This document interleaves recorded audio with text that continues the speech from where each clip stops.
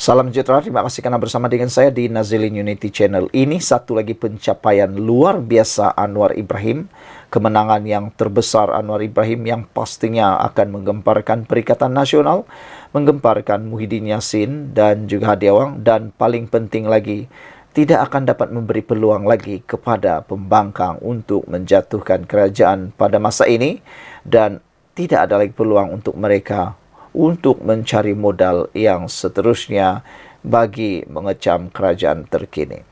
Ini apabila dilaporkan sendiri dalam Sinar Harian, Malaysia kini mencapai minat pelaburan baharu bernilai RM45.4 bilion. Itu yang dinyatakan oleh Anwar Ibrahim. Bukankah ini satu pencapaian yang luar biasa? Anwar jalan ke sana ke sini membawa uang untuk kerajaan, untuk negara yang bukan sedikit, tetapi 45.4 bilion. Malaysia berjaya mencapai minat pelaburan baharu dengan potensi nilai RM45.4 bilion hasil lawatan Perdana Menteri Datuk Seri Anwar Ibrahim ke Jerman yang berakhir Jumaat. Anwar berkata pelabur Jerman dan juga dari negara Eropah lain yakin dengan Malaysia disebabkan kestabilan politik, dasar yang jelas dan kecekapan jentera kerajaan dalam proses kelulusan projek. Insentif yang ditawarkan dalam persaingan hampir sama dengan negara-negara jiran. Tapi yang menarik mereka nampaknya ialah kestabilan politik, dasar-dasar yang jelas, dan kesediaan kita bekerja sebagai satu pasukan dalam mempercepat proses kelulusan projek-projek, katanya dalam sidang media pada akhir lawatan 6 hari beliau ke Berlin dan Hamburg. Anwar yang juga Menteri Kewangan berkata dasar Malaysia berkaitan peralihan tenaga juga membantu menarik pelaburan baharu. Misalnya, dasar-dasar hijau kita, transisi tenaga dan tenaga boleh baharu, penyelidikan dalam bidang hidrogen solar. Perkara itu boleh kita tekankan dengan sendirinya menarik perhatian mereka untuk melabur di Malaysia, katanya. Semasa di Berlin, Perdana Menteri mengadakan pertemuan dua hala dengan rekan sejawatan beliau, Chancellor Olaf Scholz. Selain bertemu Naib Chancellor Jerman, merangkap Menteri Ekonomi dan Tindakan Iklim Robert Habeck, serta mengadakan kunjungan hormat kepada Presiden Jerman Frank-Walter. Anwar juga berkata dasar luar Malaysia yang lebih pragmatik termasuk hubungan yang baik dengan negara seperti Amerika Serikat, negara zon Eropah, China, Jepun dan Korea Selatan juga membantu menarik pelaburan. Ini sangat membantu dalam soal ketegangan Amerika Serikat dengan China, kata Anwar. Nampak mereka rasa Malaysia boleh menjadi tempat pelaburan yang boleh mengurangkan isu ketegangan antara dua negara tersebut, kata beliau lagi. Beliau berkata pertemuan turut berlangsung dengan 38 peneraju industri dari Jerman, Belgium, Prancis dan Belanda yang memberikan komitmen yang sama untuk sama ada membuat pelaburan baharu atau meningkatkan pelaburan sedia ada di Malaysia. Antara peneraju syarikat utama yang ditemui Perdana Menteri di Berlin dan Hamburg ialah dari ex-Fab, Silicon Foundries, Melexis, Infineon Technology, Scott AG, Siemens Energy, Nexperia dan Airbus. Menurut Anwar, ex-Fab akan membuat pelaburan besar di Sarawak, manakala Infineon yang telah bertapak sejak 5 dekad di Malaysia akan menambah pelaburan sebanyak 5 juta euro. Semua ini dapat kita capai disebabkan hubungan baik dengan pemimpin-pemimpin Jerman. Walaupun ada banyak atau ada beza pendapat mengenai isu-isu tertentu seperti Gaza, namun dari segi diplomatik dan ekonomi amat baik. Liputan media antarabangsa seperti Financial Times dan New York Times yang anggap Malaysia sebagai pusat perkembangan elektronik dan semikonduktor juga membantu usaha kita, katanya. Syarikat Aero Angkasa Airbus pula bersedia membeli Syarikat Aero Angkasa Airbus pula bersedia membeli produk dan perkhidmatan bernilai RM1.4 bilion dari Malaysia untuk Jerman dalam tempoh 5 tahun akan datang.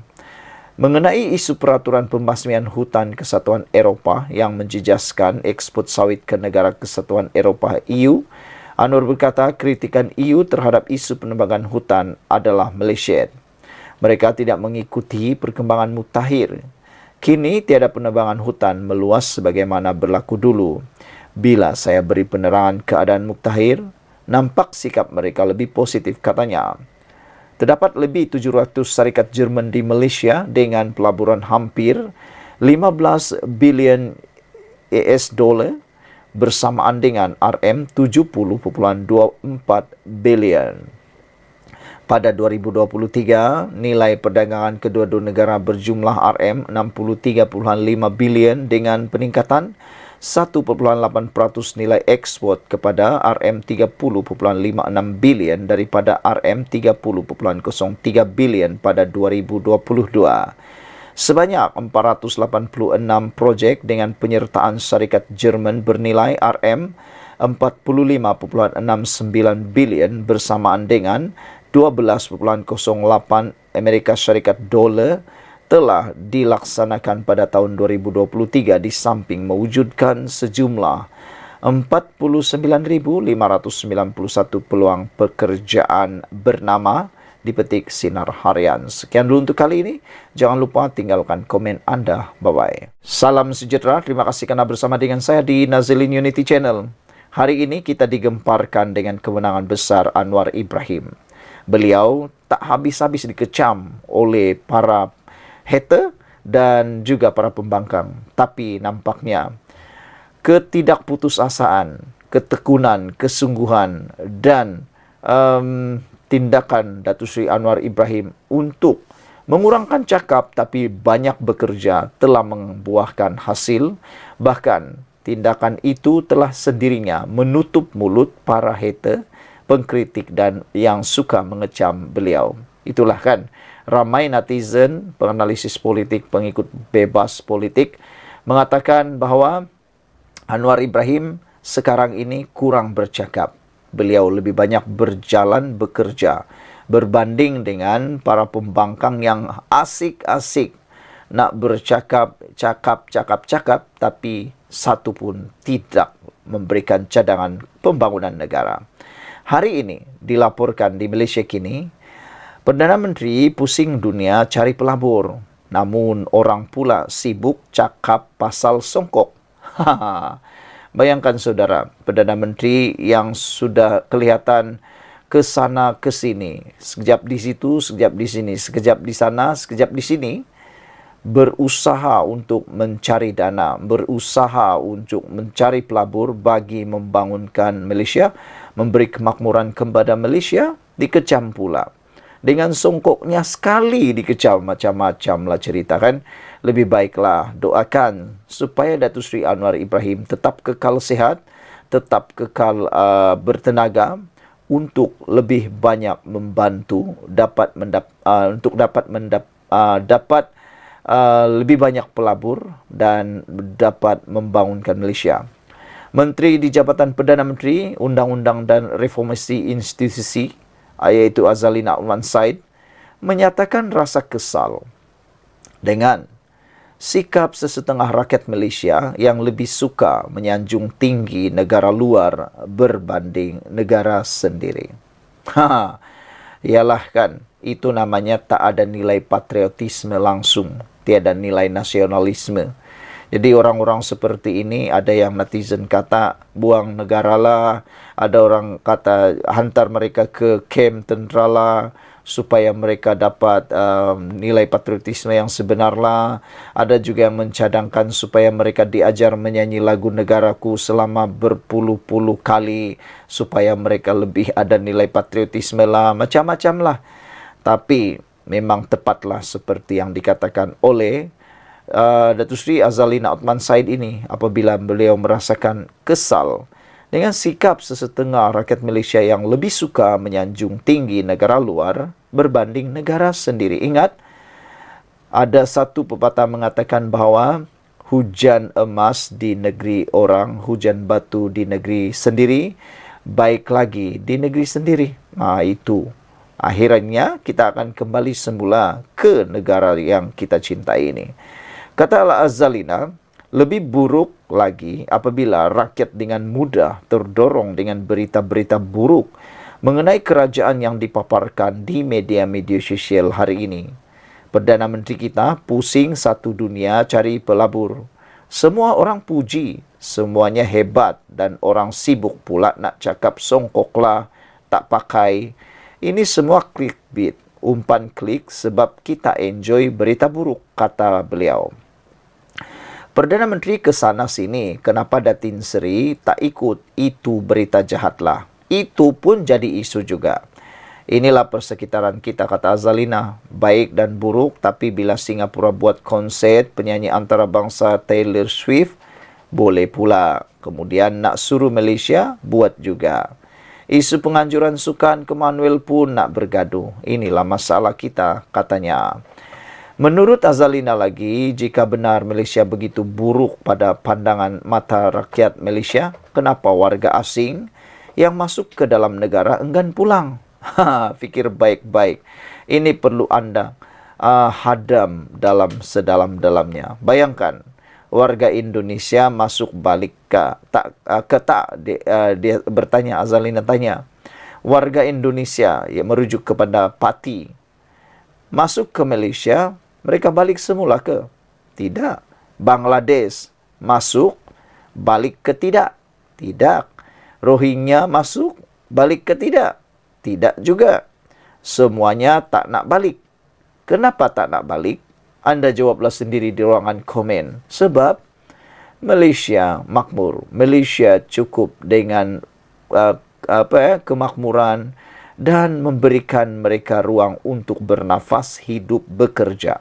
Tapi ada sebilangan rakyat yang tidak dapat melihat perkara yang hebat itu. Songkok pula yang Anwar Ibrahim pakaikah tak pakaikah, itu pula yang mereka kecam habis-habisan. Kalau busuk sangat Malaysia, menurut Azalina, jahat sangat ke Perdana Menteri ke-10, baliklah, betul tak, kata beliau. Maksud Azalina, kalau betul Malaysia ini busuk sangat, kalau betul Perdana Menteri ini jahat, merujuk pada Anwar Ibrahim, pasti warga asing yang disebut tadi itu sudah pulang meninggalkan Malaysia. Betul tidak? Itu pertanyaan Azalina Uthman Said. Ini tidak. Mereka datang, mereka duduk, makan di Malaysia, tidur di Malaysia sebab ini adalah negara yang aman, kata Azalina. Negara yang selamat, negara yang berjaya. Itu buktinya. Jadi nak kondem kenapa? Bagaimanapun Azalina mengakui isu kenaikan barang memberi kesan kepada banyak pihak. Betul, kata Azalina. Saya duduk di Shah Alam. Kui di bazar Ramadannya RM1 seketul. Betul, kata Azalina. Tapi ada netizen yang memberikan komen, sekarang ni peniaga dah bijak pandai. Dia bukan saja menaikkan harga, tetapi dia juga menambahkan hiasan lah, dia menambahkan saiz lah, dia menambahkan ramuan lah. Itu yang mungkin netizen tak dapat lihat. Ada kuih di dalam bazar Ramadan, ada dijual 2 biji RM1, RM1 2 biji, 3 biji RM1, macam-macam lah.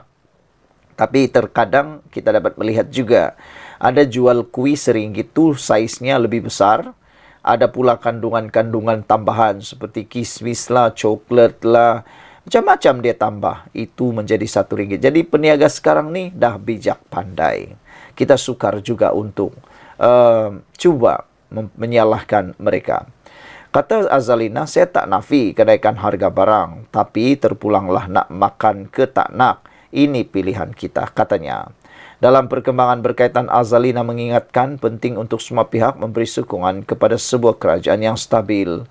Itu sebab kita nak beri sokongan kepada kerajaan yang stabil, kepada Perdana Menteri ke-10 Anwar Ibrahim, supaya kami dapat tawarkan perkhidmatan kepada rakyat sampai habis penggal, katanya. Kalau nak tukar, tukarlah lepas itu. Tapi buat masa ini, biarlah kami bekerja. Ini tidak. Sikit-sikit nak tukar, sikit-sikit nak tukar, kata Azalina. Siapa nak sokong itu, angkat tangan. Kata Azalina, takkanlah kawin istri cantik, tiba-tiba bila berubah jadi tak cantik nak cerai. Tak akan kawin dengan istri kurus bila dia gemuk nak cerai juga. Mana boleh. Jangan ikut hati, biar kami takbir negara hingga habis penggal, katanya. Azalina juga berkata dia hairan dengan isu kejatuhan nilai ringgit yang mendapat maklum balas ramai pihak. Ringgit turun, semua orang mengamuk. Kita ini import, ekspor ringgit ke? Kata Azalina. Tak tahulah kalau tuan puan beli saham antarabangsa hingga kita sibuk pasar ringgit.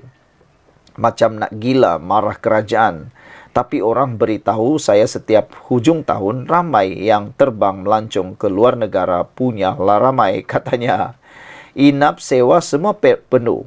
Saya ahli parlimen Pengerang dekat dengan pusat peranginan Deseru Kos.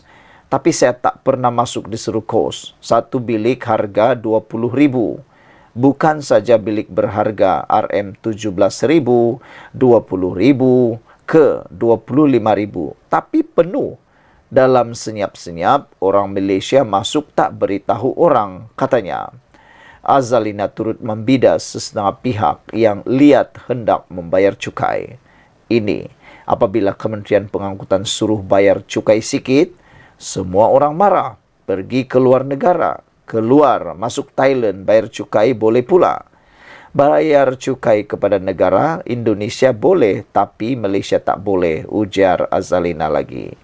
Beberapa komen daripada netizen yang bercakap tentang ini ialah setuju dengan Azalina, kata Black Panther. Di negara luar cukainya lebih besar, minyak petrol mahal, segalanya mahal. Kita nak yang terbaik tetapi tak nak bayar cukai.